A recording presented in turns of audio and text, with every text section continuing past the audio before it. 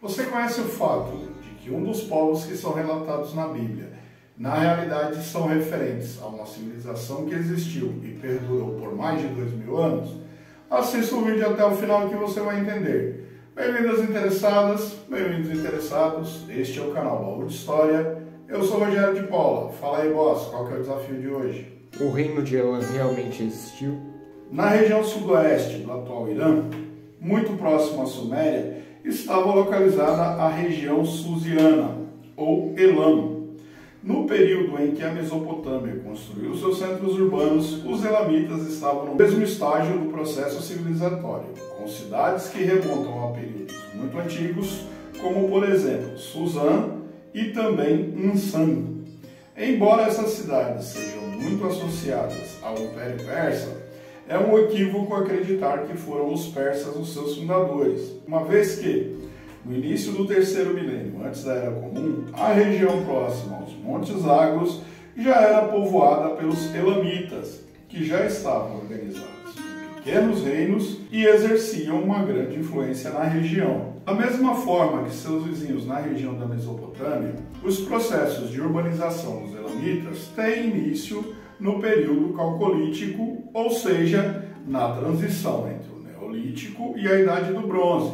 Este período também pode ser chamado Idade do Cobre.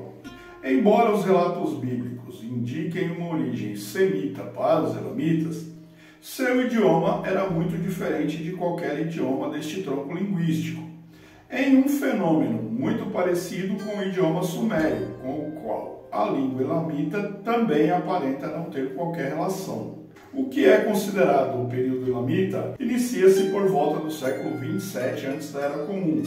E neste período, a cidade de Suzã já exercia um grande protagonismo na região sudoeste do Irã, com áreas de influência que iam até o Golfo Pérsico e que se estendiam até os limites da Mesopotâmia, fazendo fronteira com a área ocupada pelos sumérios, com quem disputavam o poder e com o passar do tempo se tornaram grandes rivais. Quando Sargão I inicia suas conquistas e as campanhas militares resultam em uma expansão territorial, os mesopotâmicos do Império Acadiano entram em conflito também com os elamitas, o que resulta na incorporação da cidade de Suzã entre os anos de 2330 a.C. da Era Comum a 2221 a.C. da Era Comum.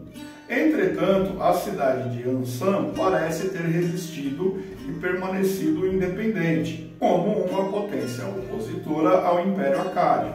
Alguns anos mais tarde, o membro da dinastia Avan, Kutik Inshushinak, se rebela e lidera as forças elamitas que expulsam os acadianos da cidade de Suzã. Este rei deixou vários registros de seus feitos em idioma acádio e também no idioma elamita. A partir deste momento, Suzã se torna a principal cidade elamita e atacam a região nordeste do Império Acádio. Uma das consequências que esses ataques causaram pode ser o enfraquecimento dos acádios, que em seguida foram invadidos pelo povo gútio, que ocupou a Mesopotâmia entre os anos de 2112 a.C. da Era Comum a 2004 a.C. da Era Comum. E este episódio marca o fim da dinastia Sargônida, do primeiro Império Acadiano na Mesopotâmia. No mesmo período, Ur-Nammu, que tinha conquistado a independência de Ur durante a invasão gútia, entrou em conflito com os elamitas, e seu filho e sucessor, chamado Sugi, conquistou a região susiana ainda no século 21 antes da Era Comum. Suzã se tornou independente mais uma vez, aproveitando-se do fato de que os mesopotâmicos estavam ocupados em expulsar os gútios no ano 2004 antes da Era Comum.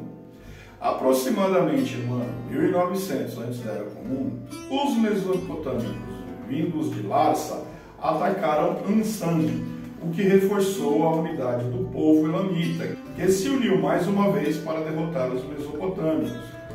Durante o reinado de Hammurabi sobre a Babilônia, este construiu uma aliança com os elamitas, enquanto consolidava seus domínios sobre várias cidades mesopotâmicas. Por razões desconhecidas, Hammurabi desfez a aliança e atacou Elam, conquistou suas principais cidades, entre elas Suzã, em meados do século XVIII antes da Era Comum.